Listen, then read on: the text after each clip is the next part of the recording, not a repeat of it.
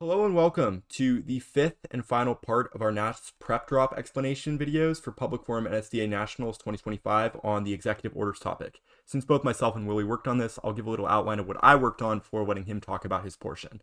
My overarching question for this mini lecture: when do you read evidence to answer a claim?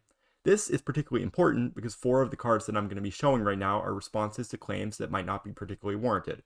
For clarification's sake, we're talking about being aff and responding to neg arguments. I think that you should read evidence if their arguments are both one, carded, and two, offensive. I.e., if you're AF speaking second, I don't know if it's a good idea to waste valuable second rebuttal time reading new cards on your case. But if their case is making impact claims about executive orders being bad for disease or bad for disaster response as a core reason to vote for them, it might be good to have evidence on hand for judge psychology reasons so that you can read cards against their case rather than bogging yourself down, wasting time when you could be making better responses against their case rather than just defending yours for most of your speech. Because you want to be reading most of your evidence to answer their offense rather than just to make sure that yours survives. So this first wildfires card is a reason why executive orders would be good for disaster response, which is something that was in our AC. You could also use this as an additional AC impact if you choose. It just talks about a new executive order that Trump is doing to support firefighters. The next card is about COVID. It lists ways that Joe Biden was able to use executive orders in order to effectively implement things like mask mandates on federally regulated transportation. It's pretty self-explanatory, doesn't really require much thought, and could even be paraphrased.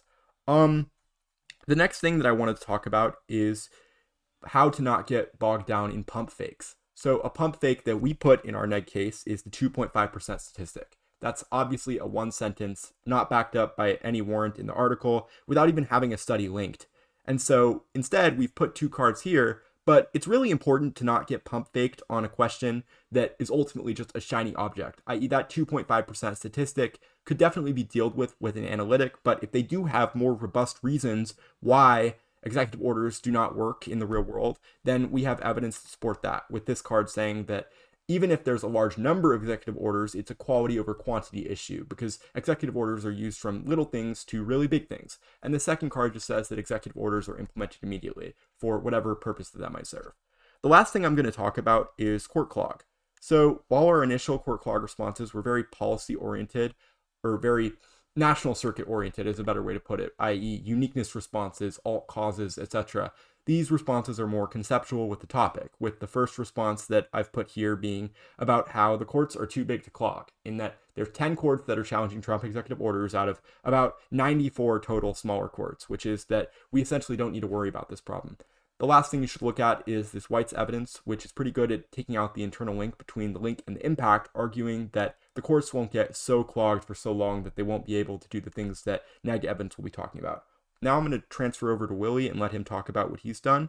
Thank you for watching so far in the video. The next argument we can talk about is the overreach argument. This first argument kind of sets the baseline, and you can make an argument or an appeal as to how the judicial checks and the legislative checks on the executive are strong and really restore the judge's faith in the idea of checks and balances. This evidence gives an example of the Supreme Court striking down Harry S. Truman's attempted executive order at seizing steel mills.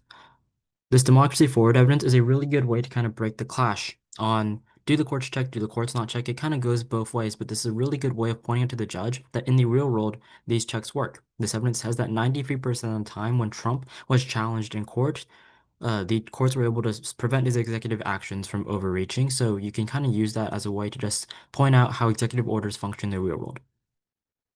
The senator evidence is pretty interesting, and it talks about something called presidential memoranda, which has the same functions as executive orders. However, the unique harm of presidential memoranda is that it avoids pushback from the legislature and judicial reviews.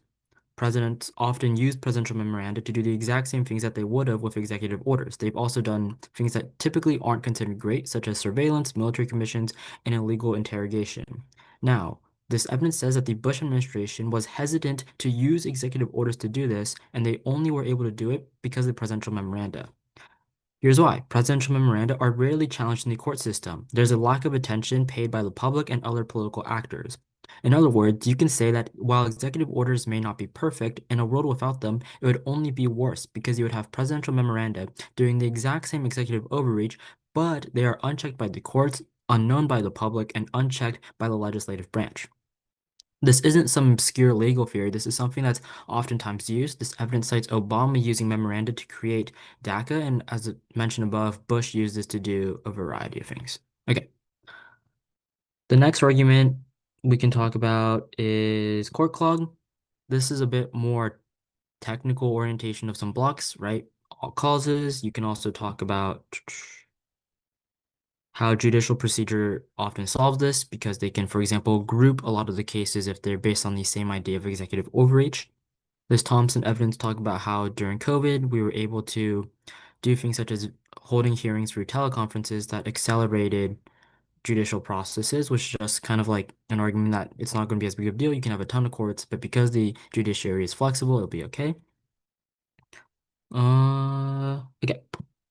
Then this last argument, loss of faith in democracy.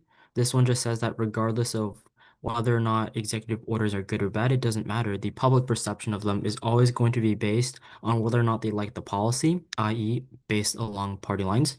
And this card talks about a laundry list of all causes, ranging from how Americans no longer trust Congress, religion, police forces, the court, even banks. We've had bribery issues in Congress, lies about the election and even distrust of, for example, the FBI. I think that a lot of teams might point out and just might go up here in response to this and just say, look, even if we're not going to be able to resolve all of the issues with faith in government, some is pretty substantial. But I think you can leverage this to say like democracy has been resilient despite all this loss of faith in democracy. So it's probably pretty resilient, and executive orders are nowhere near the tipping point. There's some cards down here that are just kind of extra. You can toss them in your gridlock contention if you want. But as always, good luck at NSDA Nationals. So yeah. Oh, and one more thing. There's new A2 AV cards that are denoted by an asterisk or blue highlighting. Most of them have both, but some of them only have the asterisk. So, for example, if you see right here, these are new cards that you can maybe leverage, just letting y'all know that those exist. Good luck.